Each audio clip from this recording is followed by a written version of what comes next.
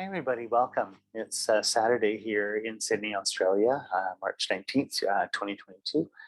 And just recording the class here. I'm going to be leaving tomorrow and flying back to Vancouver. So it's just won't be a regular class. I'm a day ahead of everybody. And it's wonderful. It was sort of cloudy and raining a little while ago. It looks like it might sort of clear up a little bit this afternoon. I love Sydney, Australia very, very much. I love Australia. The people, the food, place is just so, so beautiful. So thanks very much for coming and just recording this class here. And it's the last class that we'll be doing for us on this particular module here, the first course on the 3 Principal Paths of Tibetan Buddhism and the Gelugpa tradition in particular. This being a combination of teachings from Geshe Michael Roach's Asian Classics Institute, and LamRim Chenmo, and teachings I've received from my teacher. His precious guidance just is the biggest part of my life. I've been very venerable as Zasep Rinpoche. So all this put together, putting the course out on the 3 Principal Paths of Renunciation, Bodhicitta and Wisdom, Realizing Emptiness. And this will be the third and final class on emptiness. And I want to sort of make it, obviously it's not anywhere near sort of an exhaustive presentation of emptiness, particularly in the Madhyamika Prasangika view, but it's hoping that it's sort of a good introduction for people, and we're going to come back again and again to it. So we can get started here, and just everybody can just take a moment here, fellow Sangha members, people on YouTube, just to sort of come to the present moment here. Follow your breathing. And when we're ready, we'll do the 9-point breathing just to sort of settle our prana, make our mind more sort of open and relaxed to meditate. You can visualize that you have a hollow body. If you'd like, you can visualize the 3 energy channels inside, or otherwise just leave it empty.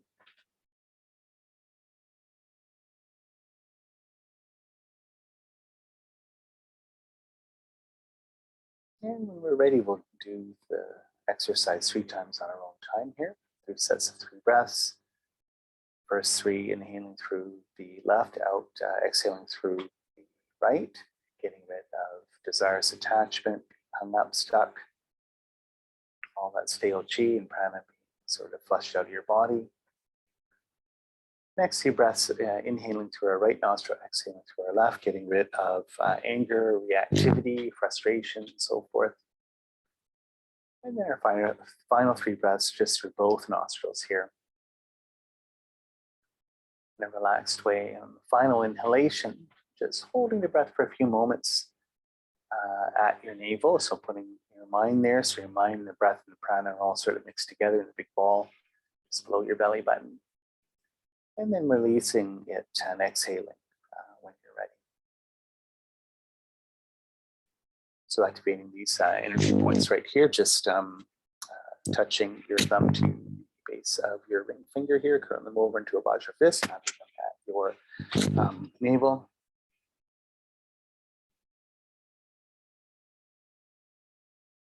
Just here on your hips, set navel level, and just on your own time.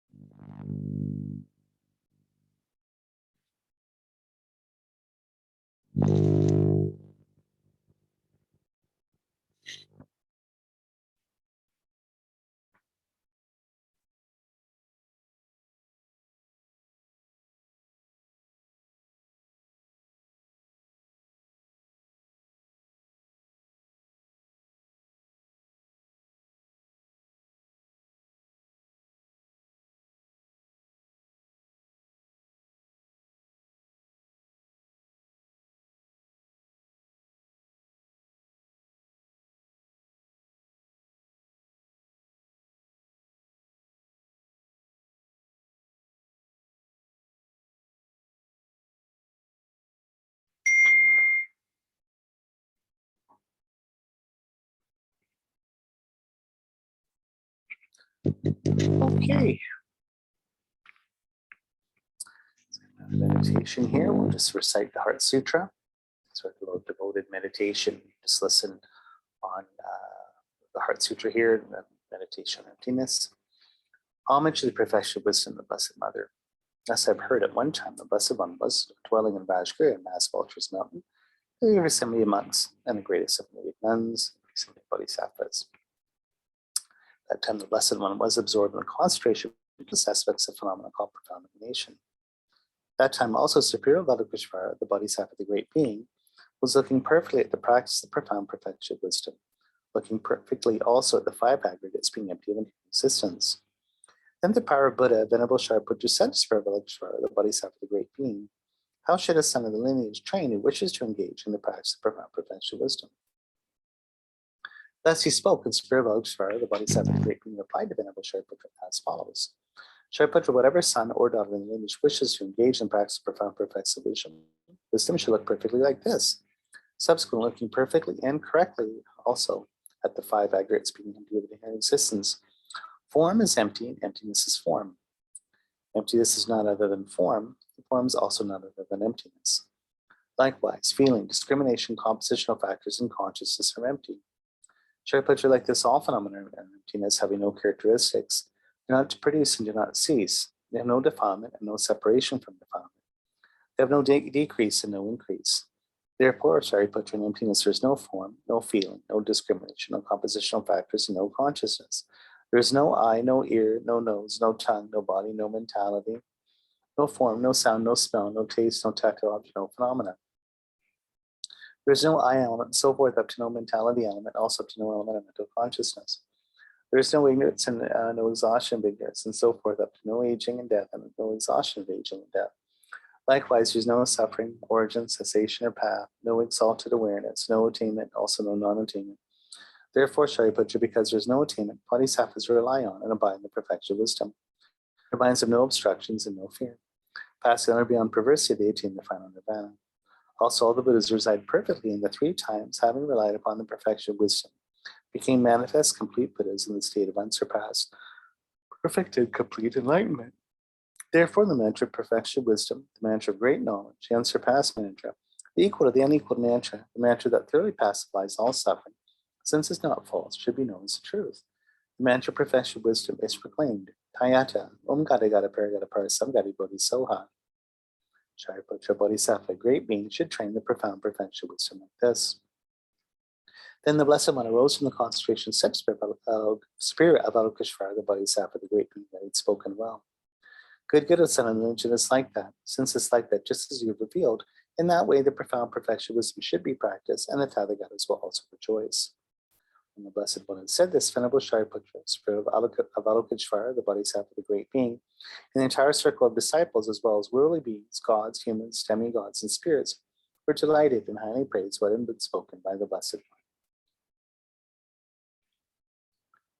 So I'm just going to recite, chant the Prajnaparamita Emptiness mantra here for 7 times.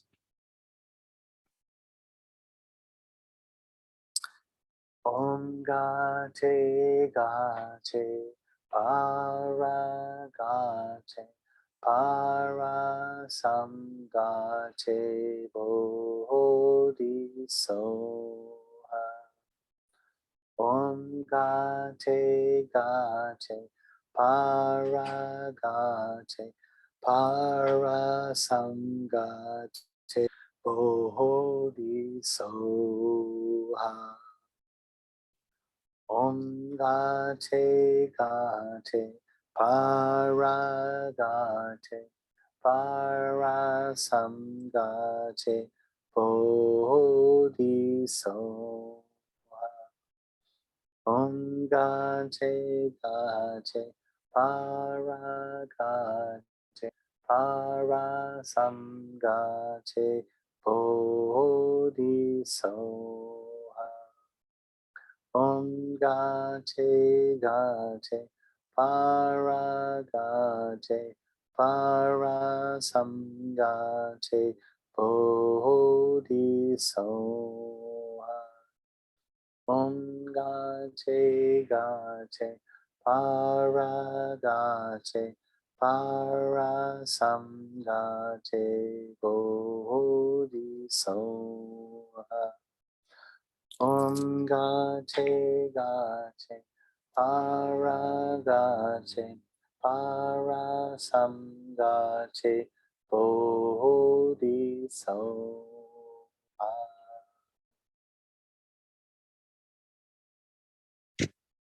Okay, let's just start our meditation now. We'll do a short Gamma meditation today. So we can visualize ourselves in a wide open space, ground like lapis, easy to sit on, smooth, beautiful dome of blue sky above us.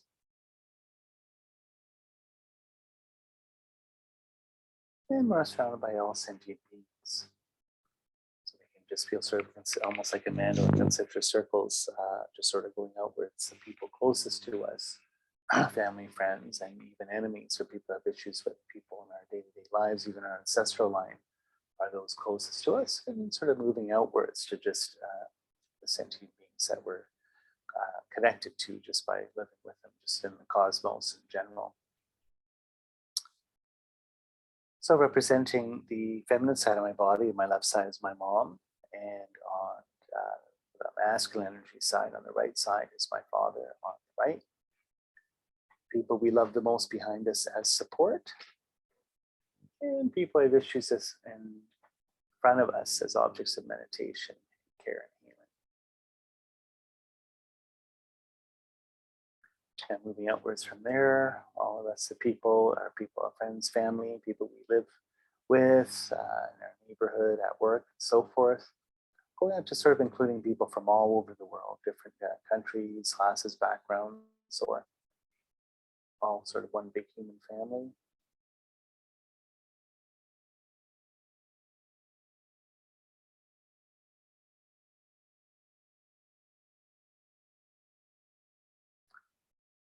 And then animals from the animal realm, from all different ecosystems, all different places, from little insects all the way to big mammals and so forth. Countless spirit beings in the spirit world, astral, ethereal realms, elemental realms are all here with us as well. Sort of varied in its countless as animals in the animal realm. Celestial beings, gods, demigods, so forth. And a large number here of beings in lower states of rebirth. Pretas and hell beings. So just in the sentient being family, so to speak, our huge sort of cosmos all around us, as far as the eye can see, are all sentient beings. Already here to meditate, do prayers with us.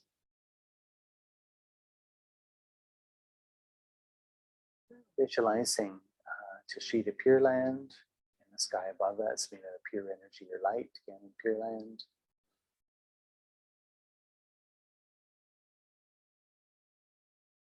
Sort of in the sky, just this huge, beautiful sort of vision, made out of pure light or energy. This beautiful world with valleys and mountains, lakes and forests and so forth. And in the central area being just kind of like a little, almost like a little university town of different temples and buildings full of Buddhas, Bodhisattvas, Dakas and Dakinis, monks, nuns, yogis, yoginis, gods and goddesses, and so forth, practicing Dharma, meditating in retreat, so forth.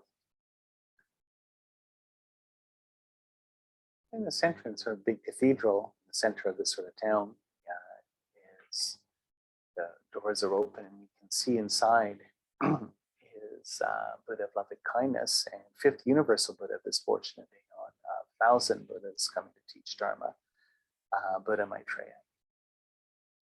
And Pure Land is the Pure Land of the 1,000 universal Buddhas, Buddhas who come to establish doctrines of Buddhism in our world system. So it's Pure Land of Buddha Shakyamuni as well as Maitreya, future Buddha, Buddha of loving kindness, as well as the Buddha of wisdom and Jushree. This is sort of all the energy of this Pure Land that we're seeing here.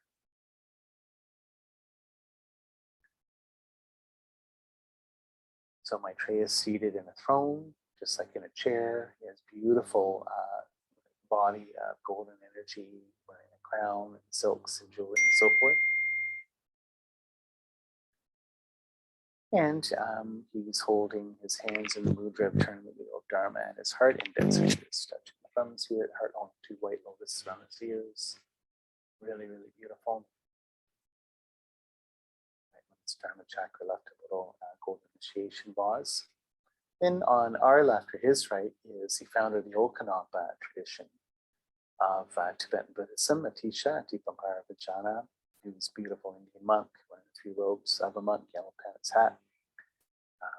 They make it a little bit more orangey in the pictures, actually, but he's in lotus position. Again, with the turn of the wheel Dharma mudra at his heart. And the other side of Maitreya is the founder of the new Tsongkhapa tradition, showing sort of the continuity of Indian Buddhism going into Tibet through Atisha, and then sort of brought up again and revitalized, not rediscovered, but just kind of like, I guess you could kind of say repackaged a little bit as a new Tsongkhapa tradition, or a Gelugpa tradition, or a Ganden tradition of Tsongkhapa. And Tsongkhapa, one of Asia's greatest saints, yogis and scholars, is in 3 robes of a monk, yellow pants, hat, in lotus position. And again, turn the wheel of Dharma mudra at its heart, hold 2 white lotuses, left one as Prajnaparamita text, right one a flaming sword.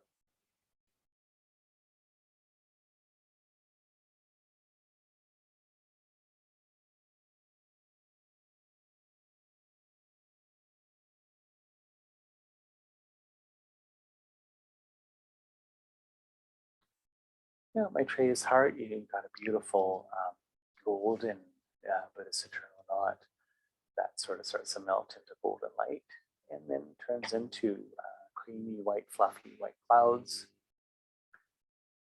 And on them again is Tsongkhapa, this time with his 2 heart students, Japa Gyatso and Kedrupje, that studied with him and took over from him after he passed into Parinirvana in 1419, I think.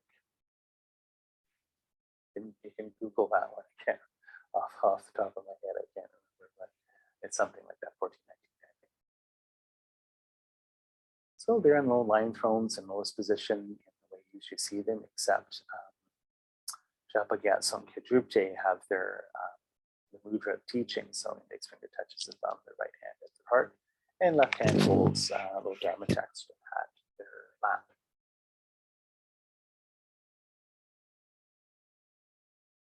So let's just look at just doing a little bit simple today. I'm a day ahead and the jet lag's really bad, so hope I'm making sense here. But anyway, it just feel like I'm just underwater and kind of upside down here with my mind. It's very, very foggy. So I'm trying hard to visualize and lead you guys to this. So we'll just keep it a little bit simple for me today. Just getting old and jet lag's hard. So we'll just focus on Tsongkhapa.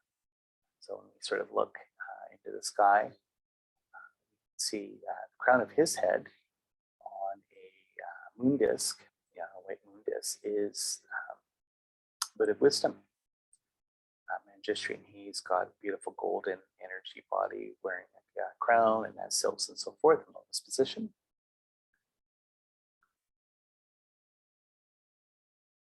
He's holding three jewels mudra at his heart with his left hand, white lotus that's crossed on the left ear. And on it is the Prajnaparami text, 100,000 lines. And his right hand, and that is held over his head, holding a flaming sword of wisdom cutting through delusion.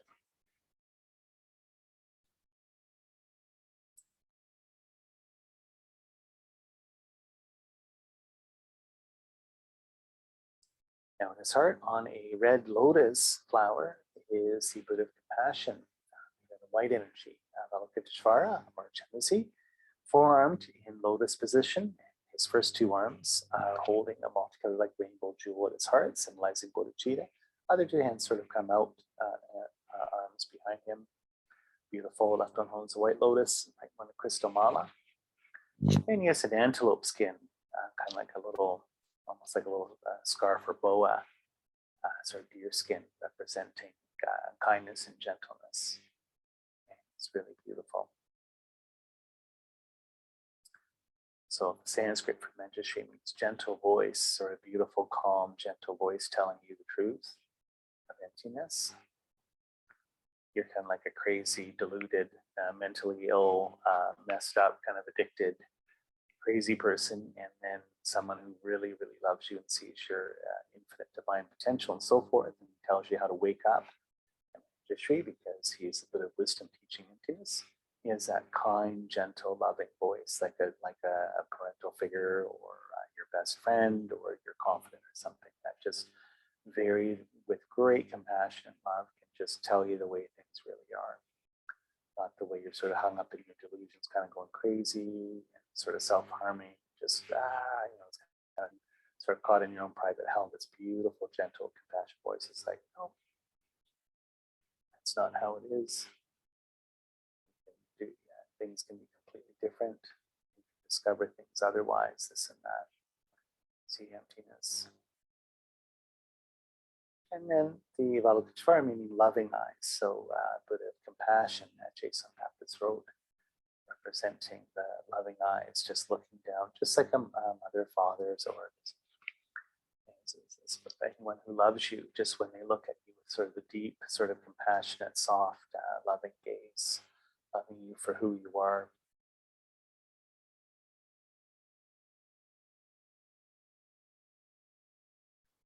And then at the heart on a sun disk is Vanjapani. He's standing, right leg bent, left outstretched, and he's holding above, his head in his right hand the threatening mudra, the crystal vajra or dorje, and then at his heart, threatening mudra, is holding sort of lasso or rope, which is sort of subjugating or controlling symbol, a command symbol, so to speak. And he's dark blue. He has a little tiger skin loincloth and wears snakes and some jewels, and he's on fire. He's burning fires of wisdom. And he represents power, all of Buddha's power, which saying power, of course, is not coercive, but rather creative and liberating. So this is the idea of skill, sort of embodied skill or embodied compassion, where if you're Buddha, like Vajrapani, you can do anything that's most loving and helpful and makes the world a better place. So power too, not just, so sort of like Isaiah Berlin, two kinds of freedoms, freedom from or freedom for. We have both here. So this power is the freedom from delusion, error, suffering, but also freedom for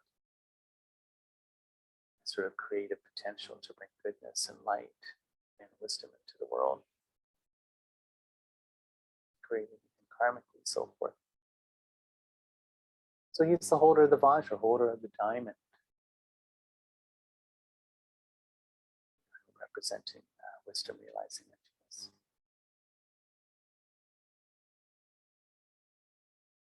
So a beautiful vision in front of us in the sky. The three blues. Just recite the sadhana here. I take refuge in the Buddha, the Dharma, and the Sangha until I attain enlightenment. By the merit accumulated from practicing generosity and the perfections, may I attain enlightenment or benefit all sentient beings. I take refuge in the Buddha, the Dharma, and the Sangha until I attain enlightenment. By the merit accumulated from practicing generosity and the perfections, may I attain enlightenment or benefit all sentient beings. I take refuge in the Buddha, the Dharma, and the Sangha until I attain enlightenment. By the merit accumulated from practicing generosity and the perfections, may I attain enlightenment or benefit all sentient beings. May all beings have happiness and its causes. May all beings be free of suffering and its causes. May all beings constantly dwell in joy transcending sorrow. May all beings dwell in equal love for both those close and distant. May all beings have happiness and its causes. May all beings be free of suffering and its causes. May all beings constantly dwell in joy transcending sorrow. May all beings dwell in equal love for both those close and distant. May all beings have happiness and its causes. May all beings be free of suffering and its causes. May all beings constantly dwell in joy transcending sorrow. May all beings dwell in equal love for both those close and distant. From the heart of the protector, the hundreds of deities of the joyful land, to the peak of the clouds like a cluster of fresh white curd, all-knowing Losangdrapa, King of the Dharma, please come to this place together with your disciples. So at this point here, when reciting that, we can just visualize that Tsongkhapa's two disciples that are just on the sort of clouds at Maitreya's heart come closer, like I just say, it's like you're unrolling a carpet or a yoga mat towards yourself. They sort of come closer just from the sky coming down, almost just like Jacob's ladder in reverse, almost like just a little ladder is being lowered to you, showing you the path to Ganden Pure Land here and through these teachings. And the central figure being Tsongkhapa, we're focusing on here, the emanation of these three Buddhas, compassion, wisdom, and power.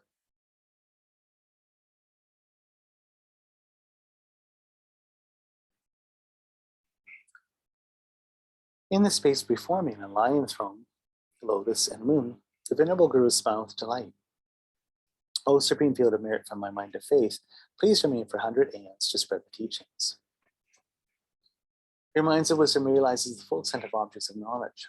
Your eloquent speech is the urn of the fortunate. Your beautiful bodies are ablaze with the glory of the now. I prostrate to you, whom to see, to hear, to remember so meaningful. Pleasing water offerings, various flowers, sweet-smelling incense, light, scented water, and so forth, a vast cloud of offerings both set out and imagined, offered to you, supreme field of merit.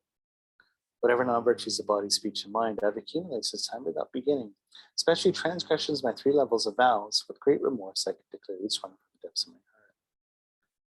In this degenerate age, you strove for much learning and accomplishment, and the 8 worldly concerns you made your leisure and endowment meaningful. Protect her from the very depths of my heart, I rejoice.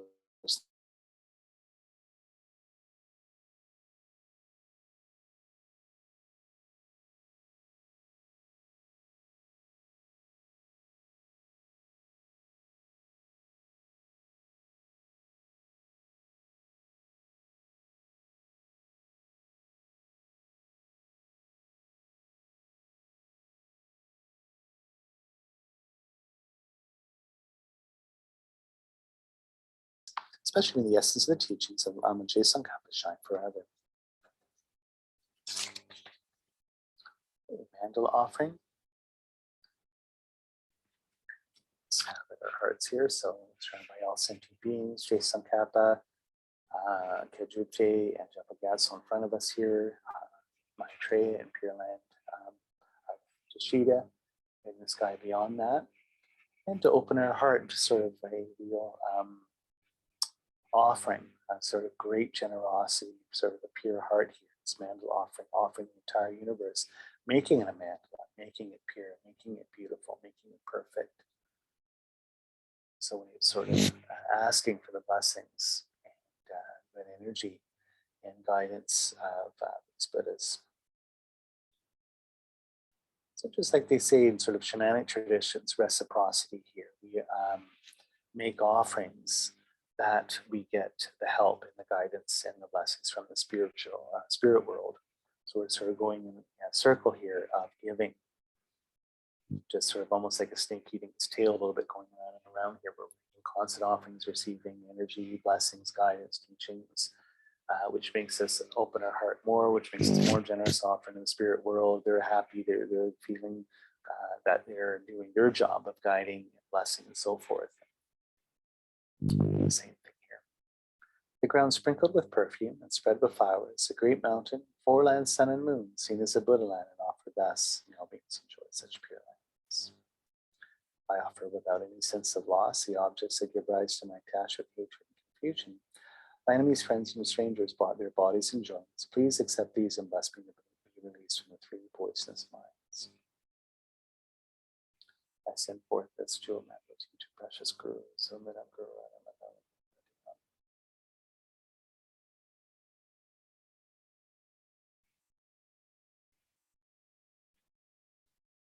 Okay. Now just focusing on the hearts of the 3 gurus above us here. You can visualize that golden lights, nectars are coming down, blessing us in all sentient beings. Blessings in particular wisdom. And for us, so like almost like little needles, little tubes of golden light come down to the crown of our head. They sort of join 3 of them together, these being from the hearts of the 3 gurus. So it'd be from Vanjapani's heart, Tsongkhapa's heart, and then from Japa Geshe Rinpoche's heart. And there's this beautiful wisdom nectar, golden wisdom nectar flowing down. And you get little sparkles here, represent 7 wisdoms. So, great wisdom, clear, profound wisdom, quick wisdom, all these wisdom for teaching, wisdom for writing Dharma books, wisdom for spiritual debate, to help others. And these represented by little sort of sparkly, little tiny gold Buddhas inside the nectar, Amarapasanadi, Arapasanadi being the mantra for the wisdom Manjushri. Also the D seed syllable letter from Manjushri, DHI, flaming swords, Dharma books, wheels of swords spinning, sort of cutting through delusion, and so forth. All these little speckles of energy going right into our root mind here. Sort of golden, almost like sunlight really coming down from the sky. Sight, Archaya Tsongkhapa's famous singing mantra here. Me se wei che chen chen wei se. Ri me gen pe wang po jam.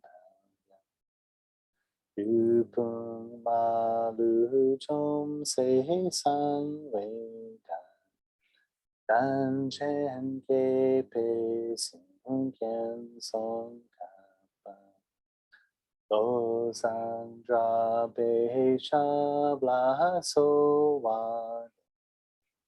Ming me se wei che chen chen wei zi. Dri me kian pe wang po cham pao. Du pung ma lu jom se san wei. Gan chen ke pe sun kian song ka pa. O sang dra pe sha bla so wa. Me se wei te chen chen wei zi. Ri me gen pe wang po jam pa.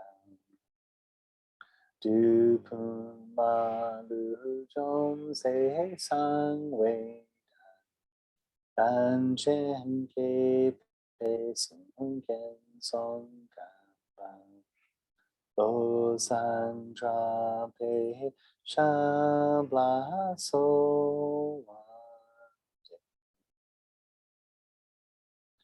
You are Avalokiteshvara, great treasure of unobservable compassion. And Manjushri, master of flawless wisdom. And Vajrapani, lord of the secret, destroyer of hordes and Mars without exception. Tsongkhapa, crown jewel sage of the land of snow, Slow and Drapa, and request at your lotus feet. Oma Guru Vajradhara Samadhi. Okay, somehow visualize at our hearts. On the heart field here, we can visualize just that we have sort of like a hollow body and a little white 8-petaled lotus at our hearts.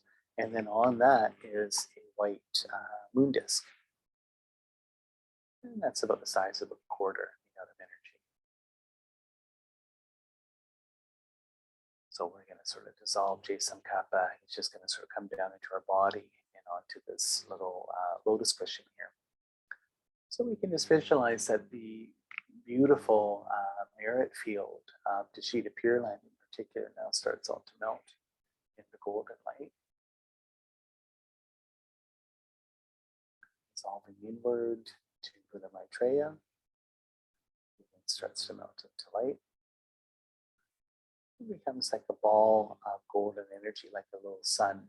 And you start sort of floating towards us, sort of scooping up all the clouds until he dissolves into Tsongkhapa.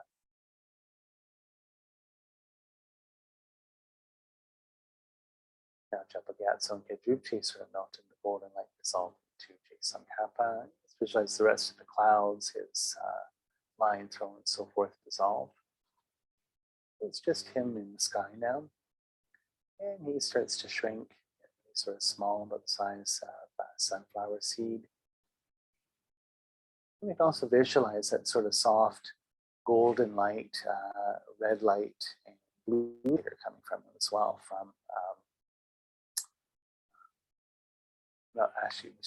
Golden light from Manjushri, and let's make it white light from Chenmo, and blue light from Vanjapani. So from Buddhas of wisdom, compassion, and power, respectively. Just to sort of show Tsongkhapa has those three natures, his expression of those three Buddhas. So we're going to be receiving that into our heart. And he starts to shrink, get really small. Comes down towards the crown of our head here. Cite our verses. Glorious, precious root guru, please come to the lotus and moon seat at my crown. And in your great kindness, remain with me. Bestow upon me blessings of your body, speech, and mind. Glorious, precious root guru, please descend to the lotus and moon seat of my heart. In your great kindness, please remain with me. Please grant me the calm and supreme realizations. Glorious and precious root guru, please remain on lotus and moon seat of my heart. In your great kindness, please remain with me. Please remain until I achieve the essence of enlightenment. So we can now visualize that Tsongkhapa gets small. So the size of sunflower seed, sort of floats down into the crown of our head, and then slowly starts to descend into our heart. It's like a little jewel going down. It comes to the center of the moon disk that's on the little lotus at our heart. And that happens, you just feel that lotus starts to sort of close up around him, just sort of like a little bud. And two mantras made out of sort of golden energy running clockwise and counterclockwise. Vatsanadi, Om Agro Vajra Samadhikari Om. Tsongkhapa's mantra. And it sort of melts into your heart. Feel that Tsongkhapa is always there to protect and guide us, and also just the presence and blessings of these three Buddhas of wisdom, compassion, and power in our heart.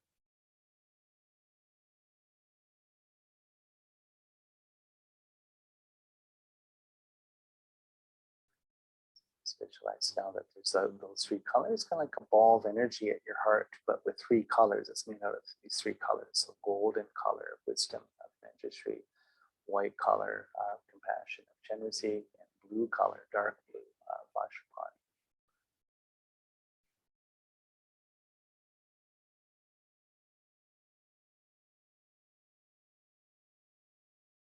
And this melts inward.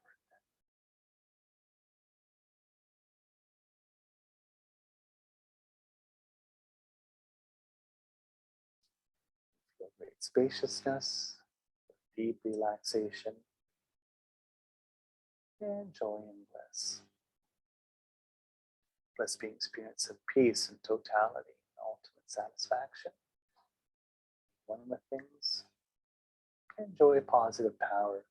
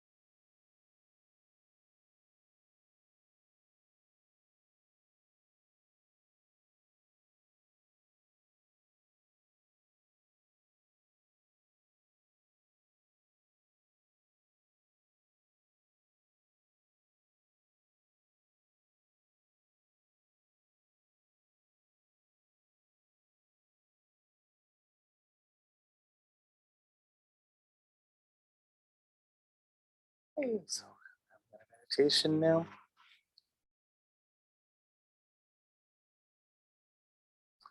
So integrating all this nice, profound, gentle energy.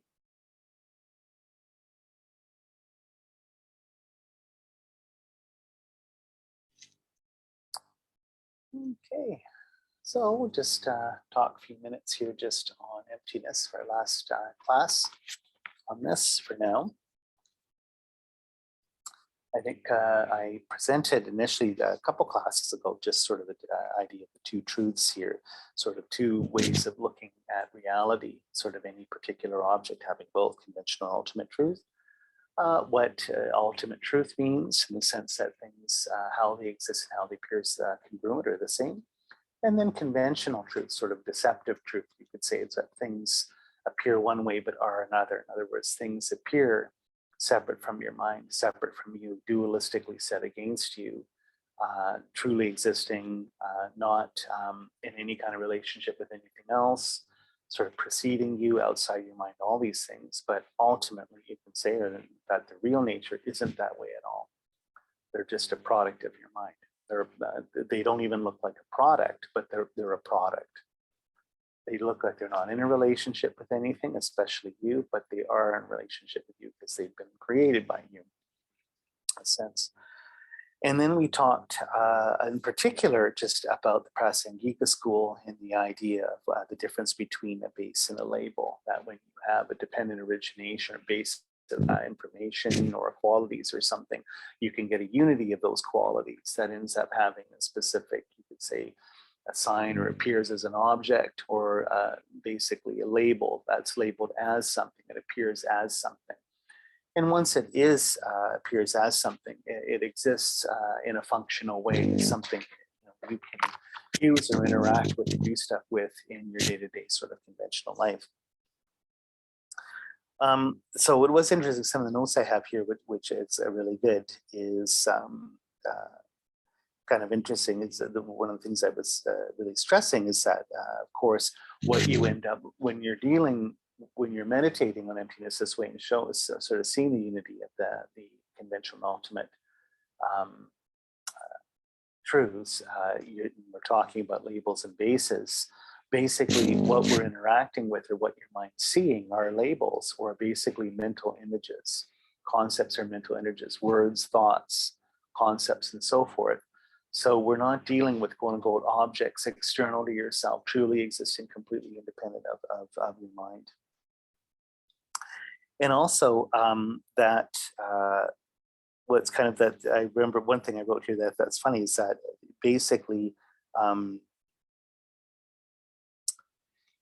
things, it seems sort of almost impossible for things to be doing what they're doing. In other words, in a sense that you have certain qualities of your experience, certain data speak that then sort of end up jumping out as something to you or being disclosed to you as something. And so, but at the same time, because it's mixed with your ignorance, so to speak, and with your delusions, these things appear, of course, separate to you or not products of your own mind. But the whole point is that sort of, what they call an object of negation, or sort of a deluded attitude, sort of deluded or wrong view of the object, is that it's existing in an impossible way. Hope that's clear. This is Alexander Berzin has that idea that he says the way of understanding ignorance is that it ends up claiming things exist in an impossible way. In other words, impossible being the sense that not in any kind of relationship, especially not in a relationship as being an object of your mind, as being a product or a result of the way your mind perceives things, labels things, talks about things, thinks about things, or even just ascribing a label to things. We've went over all this before. So I guess it's sort of the thing I just want to say to, I guess in some ways conclude our discussion on this is that why is this important? Why is it even in terms of Buddhism? I mean, this sounds like just sort of, some college university, college philosophy class or epistemology class or something. Well, in terms of Buddhism, like it might be funny, like you show up at your Buddhist temple, on a Tuesday night or something, or just this, you've never been to temple, and it's just, you've read maybe a book by So and So Dalai Lama or Thich Nhat Hanh. It's like, well, this is really resonating. I'm on a spiritual path. I'm a spiritual, I guess I'm a spiritual seeker, just I've just opened this new sort of in my life. Things I want to know what things mean for me, or this or that. But in particular, Buddhism says that one of the biggest questions we have is, why do we suffer? Why are we suffering? Why are we so unhappy? Just different levels of suffering: physical suffering, emotional, psychological, psychic suffering, so forth. And that our spiritual journey, or I guess sort of, we're seekers. What are we seeking? We're seeking a reason for the suffering and an end to it. Why is this suffering happening? And is there any way of doing anything about it, stopping it? This being true sufferings of sickness, old age, and death. And you can have sort of even more existential things put on top of that: death, anxiety, the absurdity of life, this or that, even human cruelty, all sorts of things. Sort of a pervasive sense of existential angst. Why are things this way when they could be another way, this or that? All these sort of big, deep religious, spiritual, and philosophical questions. But, a lot of us want to know, it's like the other Arya truths, I guess you could say. It's just, again, what are the origins of suffering? And what are the sensations? Like, why do I suffer? And is there a way of stopping this suffering in my life? Is there a way of changing the way I feel, where I feel bad and I'm suffering a lot? I don't want to feel this way. Why do I feel this way? And I don't want to feel this way. I want to be happy, and I want to know how it's possible to be happy. What is happiness? And how is that possible? And of course, this, in my own life, how can I sort of embody this happiness? How can I find this happiness? Almost like finding the pot of gold at the end of the rainbow. Buddhism, we're teaching here finally the fourth Arya truth being true paths. While there are true origins of suffering, the true cessations, ways of turning them off, there are true origins of happiness. And the cessations actually be the promotions, you could say, of those karmic causes for happiness. What are the true paths? Well, ultimately, just like I was saying, the ultimate true path you're looking at is an understanding of emptiness, in particular how emptiness relates to karma. So how all does this label and bases and things appearing as aspects, as something, how is human reality or sentient beings reality revelatory or disclosive? In other words, if objects appear, come into the light, show themselves to your mind as something. How is this tied to my suffering? How is this tied to my happiness? You think, well, this is just the philosophy class we're all arguing. In the big picture, why should I care? Why should I tune into this video, listen to Matthew talking about all this stuff? It's just like some stupid intellectual thing, blah, blah, blah. Well, why should you care? Why is this important?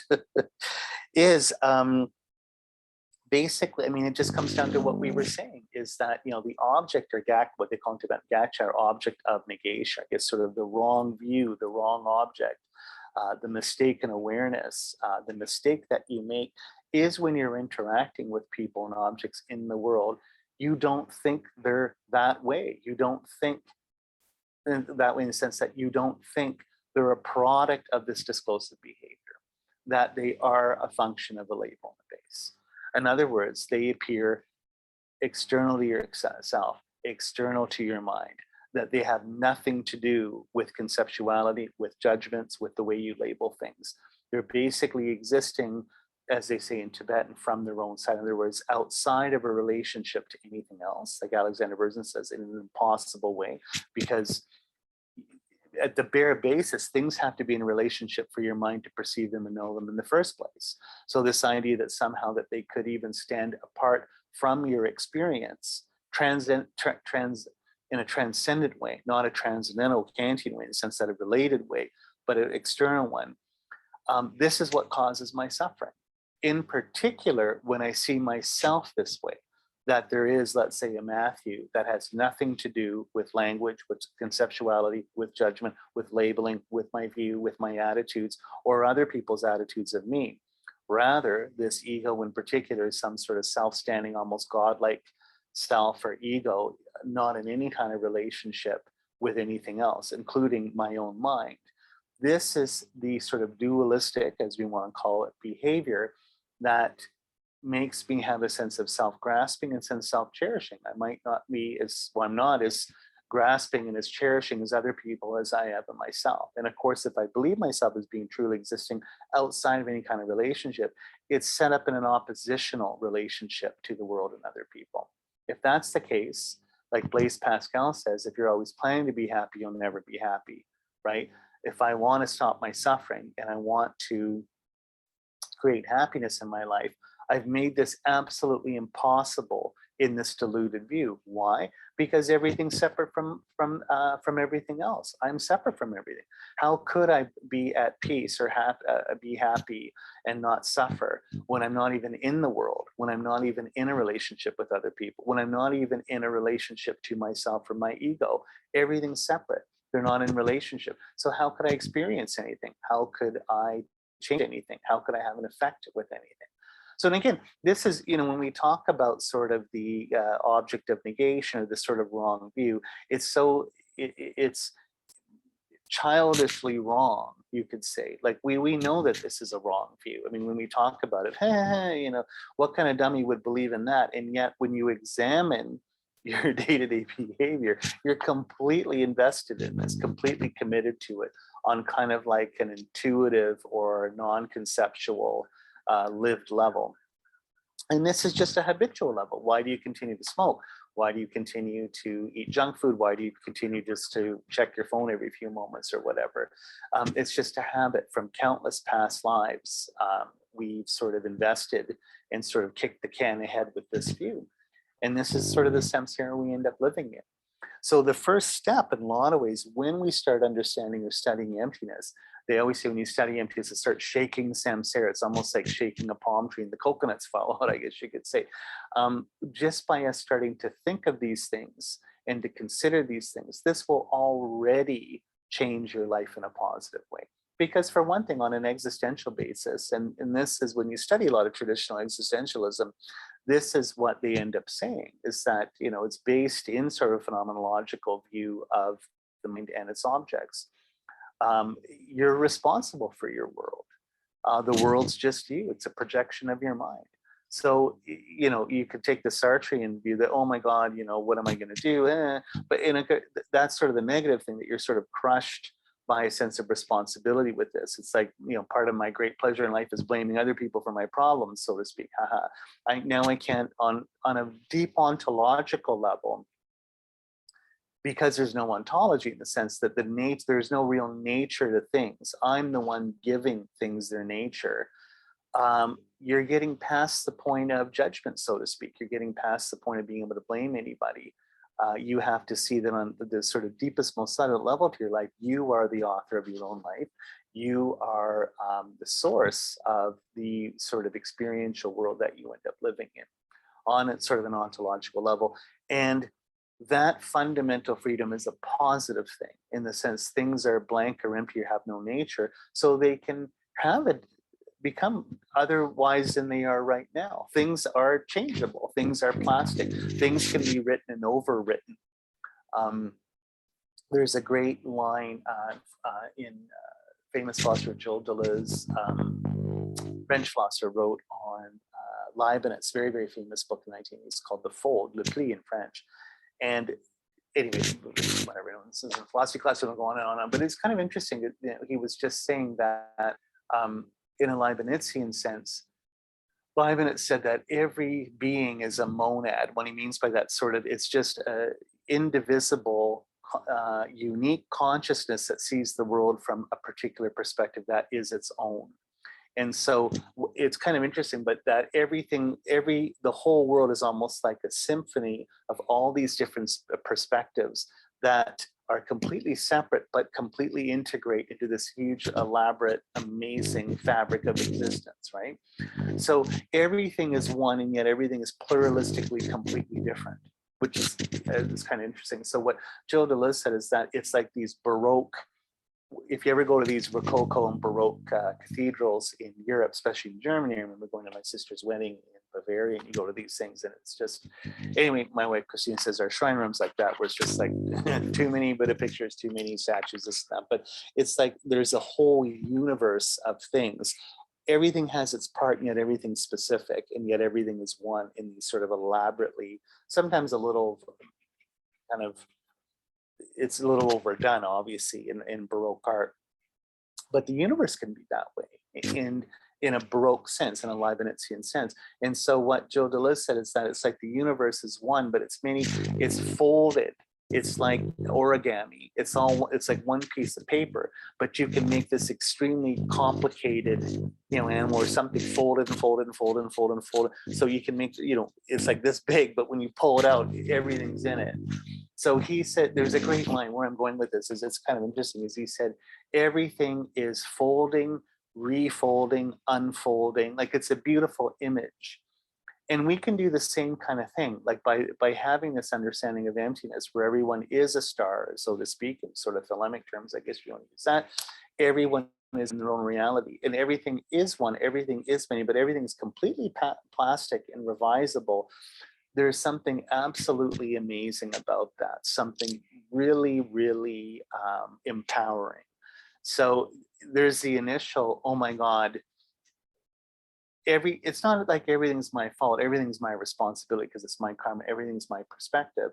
But you can pass from that, what they call sort of existential vertigo of freedom, where it's like, oh, like emptiness ends up seeing like a nothingness, or like an empty space, where, like Trempa says, you're that bad news, you're falling, good news is you won't, there's no ground, you won't hit anything, right?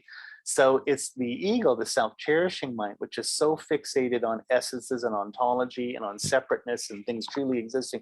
That's what's getting scared. That's what's fearful in this environment, which is why Master Labdran always said, inventor of Chid teachings in Buddhism, the best way to perceive self-cherishing or emptiness in a practical, intuitive ways to make yourself scared. Put yourself in an intense situation where you're scared, and then the ego jumps out at you. Then you can see if this ego is completely, truly existing, always already having been there, always already separated from everything else and standing against everything else, I should be able to find it.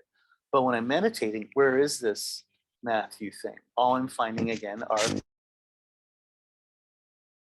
some little marble or little piece of, I don't know, like coal or some like super hard substance that's unchanging and unrelated, that I can call my ego, that I could call Matthew.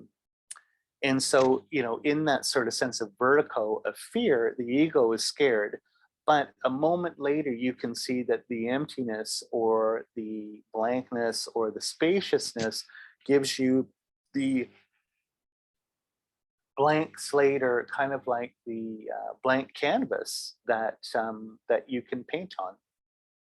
And you have all the other resources. Again, I'm quoting Joe Deleuze again, who said that Francis Bacon, the famous English painter, which some of you might like, it's kind of really rough art. I went to see an exhibition years ago in Toronto on that. That was really, really beautiful. But he wrote a book on Bacon called Logic of Sensation. And a famous French painter told him, and he includes this quote in the book, the blank canvas is never white and blank, but black with all the possibilities that you could do, but also all the past paintings you've seen in traditions you could work from or even compete with or whatever. So that's interesting. In other words, you can see how emptiness and karma to go together. Everything is blank or empty like a pure diamond, pure space, but there's that potential. The blackness is, or maybe blackness isn't, maybe that's almost like rainbow. You could say there's almost a rainbow potential.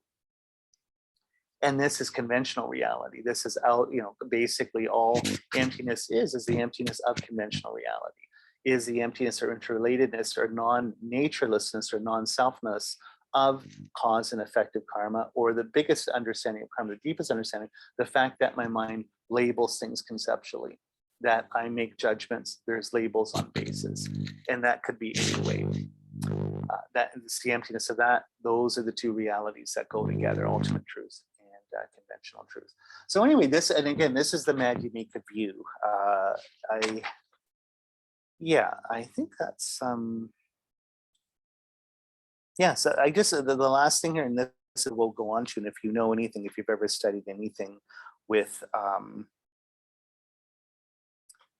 from Geshe Michael Roach, you basically get the story of karma and emptiness, just what I'm talking about right here. And you end up, this is sort of his diamond cutter teachings. I mean, he ends up applying it to everything. It's the story, you could sort of say. So one thing he said, it's interesting, and I think it's really good, is that when you're in your mind labeling, basically what you're seeing of things is, of course, the label. Let's say my iPhone, there's a series of different perspectives and qualities and characteristics here, and yet jumping out of that, it's unified into, I see it as something, an object of my mind being the iPhone right here, something how I can use language to talk about it, this and that, think about it, right? But what am I really perceiving? Well, I'm perceiving that label, or the asness, or sort of the intentional object of that and again, in that, so you can sort of really analyze even the grammar, the language you speak, is how that gives rise to those things. Just the words and grammar that I use, the logic of my language allows me to create a world, blah, blah, blah. But basically what you're perceiving, which is interesting, is you're perceiving your own judgments. I'm judging something. The aspect or the asness is the idea of the judgment. So when we use the term judgment, oftentimes a judgment like you're being a jerk, like, oh, Matthew's really judgmental. He's always making fun of me, calling me stupid. He's such a judgmental guy. But I'm using judgment more in the philosophical sense. In other words, what Buddhism they call discrimination sense, which is seeing something as something or having a sense of identity. And Buddhism, just like you get in a lot of philosophies, they say, so what discrimination is, how it gets the asness or object X, is basically, it is not anything else. That's kind of like a negative judgment. What is a dog? A dog is not a cat, not a plane, not a car, not a banana, not a house. Like how I know what something is what it's not anything else. Basically, out of a horizon of different alternatives, what it is stands out from that horizon by negating or pushing away all the other alternatives. And then sort of out of that negative process of judgment, I get the positive quality of that object. Anyway, point being is that what you're perceiving in your mind is judgments. You're perceiving judgments. And you can see since the 1940s, they've been doing all these psychological experiments where they show, the one I always think is just amazing. They put those glasses on you and it makes everything upside down. So you put them on and, whatever, the floor is the ceiling and you feel like you're going to throw up. And then a day later, your brain reverses it. So it looks normal again, but it's not. So what are you perceiving? Well, you know that basically that's not true, that perception, that appearance. Your mind's making a judgment. What you're perceiving is the judgment in your mind, the mental picture in your mind. They have a whole bunch of stuff like this. I mean, the famous American philosopher Dan Dennett said that the mind is nothing but these judgments and that there's very little in it, or the brain, I guess you could say in his case, because he's a materialist.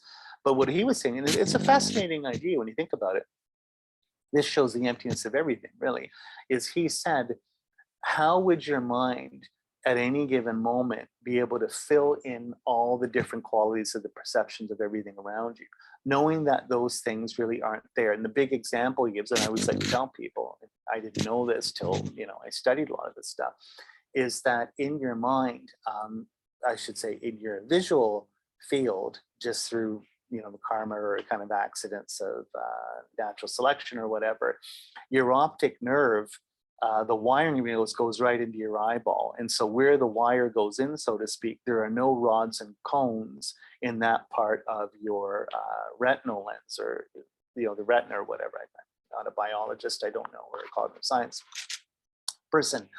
But, the rods and cones allow you to see color and allow you to basically perceive things.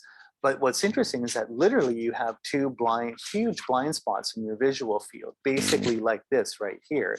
And what you do is they say you can have like a card, whatever, I've got like a little Dharma card here or something.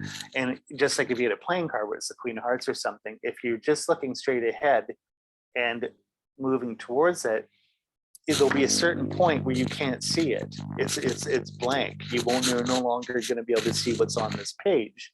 It starts to disappear, and that's you found the blind spot in your visual field. There's one on each side, and that's just because there's a hole there because there's no rods and cones. That part of your eye is basically blank in the biology of it because your optic nerve's gone through it.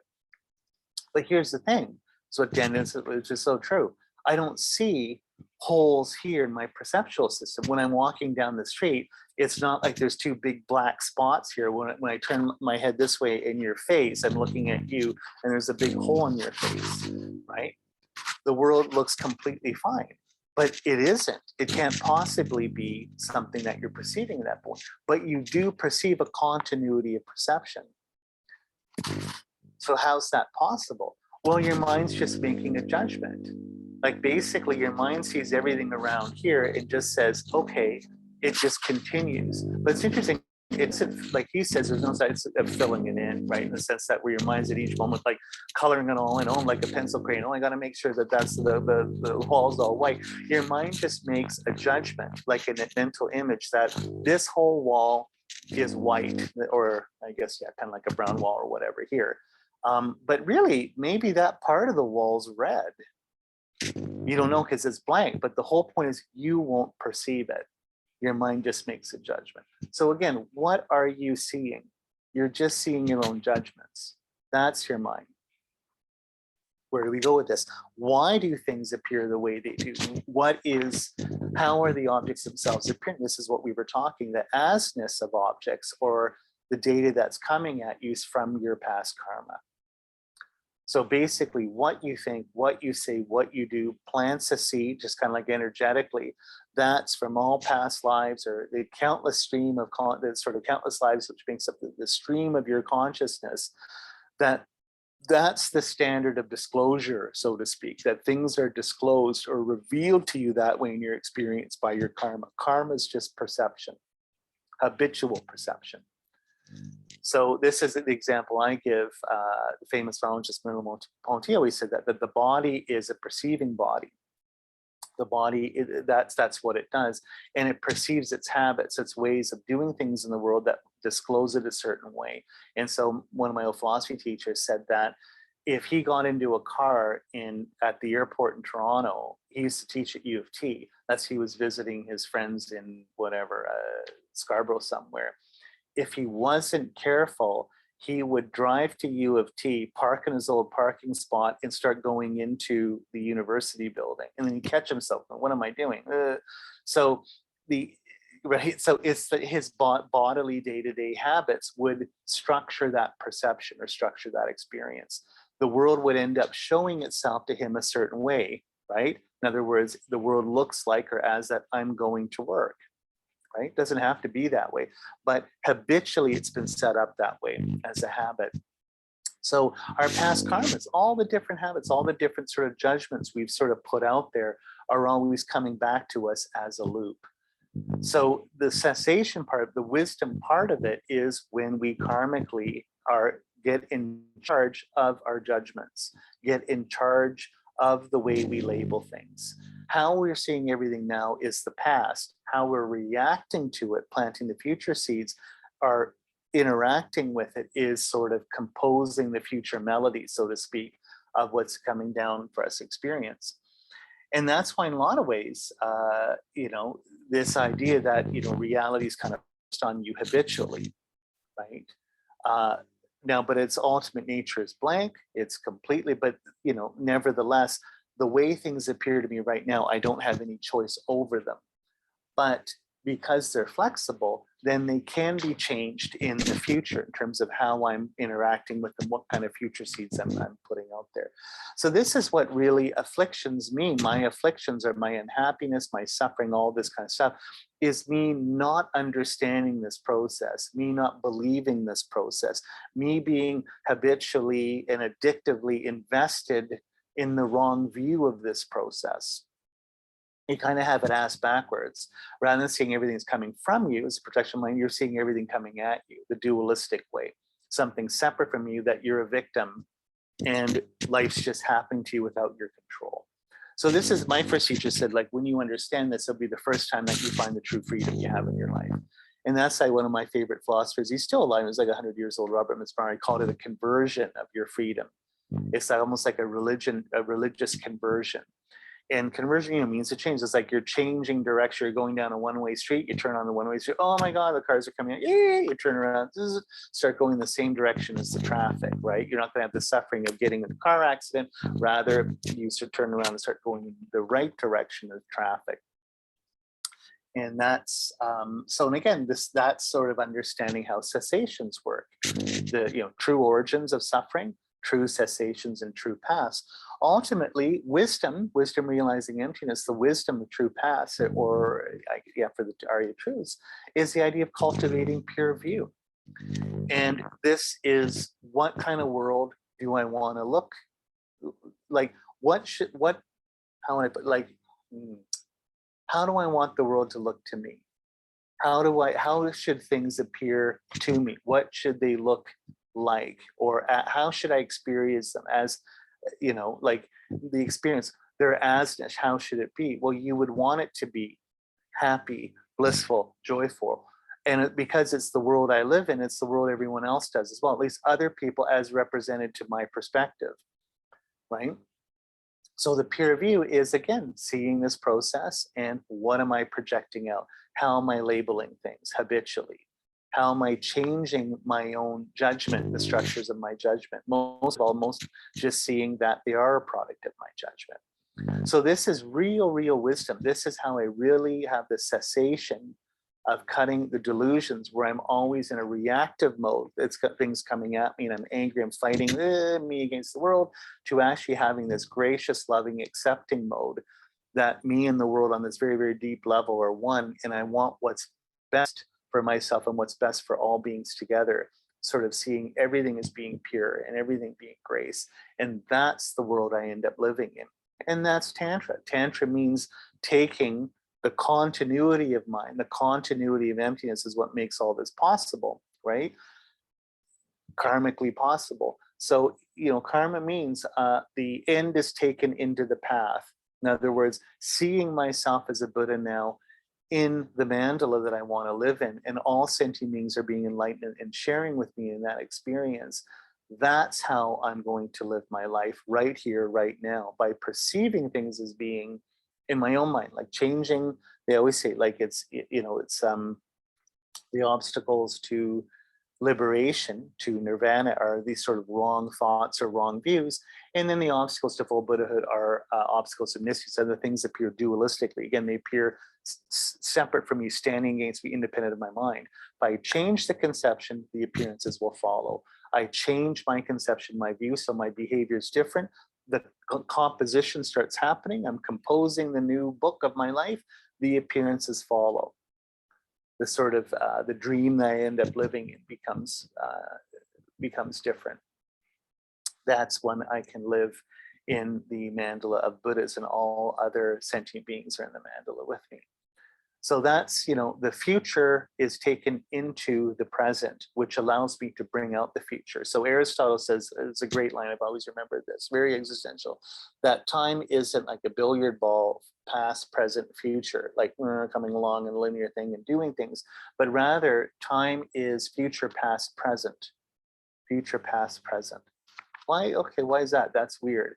Well, the future goal that I want discloses my past, all the things I've done, the kind of person I have, my resources, my tools, where I am right now, the situation I find myself in from the past, that gives me the means to set up a whole plan of action for my present behavior to bring that future about.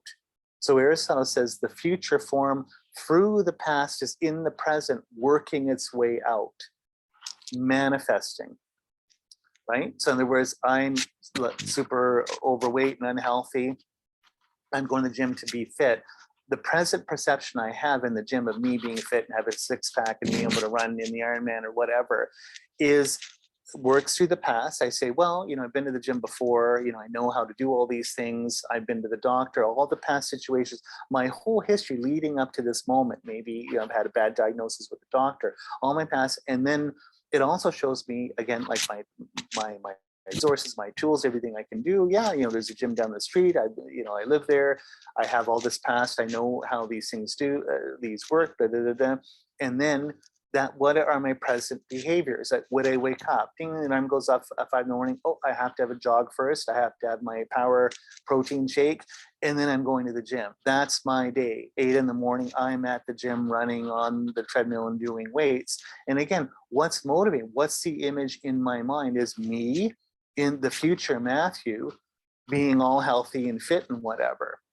If the future is bringing itself about through the present. My future of being fully enlightened Buddha, it's the same kind of thing. Me as Green Tara, let's say, all the past is disclosed. Me being a Buddhist for the last few decades, me let alone all my past lives of what I'm doing, all the sort of resource tools I have, all the different classes I've gone to, Buddhism books I've read, I have a teacher, this and that discloses right here, right now in the present moment, how am I reacting to things? I want to react to things like Green Tara would react to things. She doesn't get angry. She's not judgmental in a mean way. She's not selfish. She's not abusing people, this or that. Rather, she's compassionate, kind, giving, loving, forgiving, blah, blah, blah. And guess what? The more I do that, the more it starts to look like her Pure Land of Beulah Code. Anyway, I'm way over time here by about 10, 15 minutes. So thank you so much. And yeah, so I hope that's helpful as a way of talking about just why it's so important to study emptiness. I guess you could say you want to be truly happy and truly happy as a Buddhist and understand the Four Noble Truths that way. That's how we do it. So thank you for coming, and let's just take a moment to dedicate all this for the enlightenment of all sentient beings, in particular for our own understanding and practice of emptiness that we can share with others. So by the blessings of all holy beings and our gurus, the Buddhas and Bodhisattvas and light beings, the truth of karma, causes and their effects, ultimately being how we label things, and our power of pure superior intention, which is bodhicitta, awakening mind of great compassion. May all of our dharma wishes be fulfilled, and all sentient beings get enlightened. Thank you. See you next time.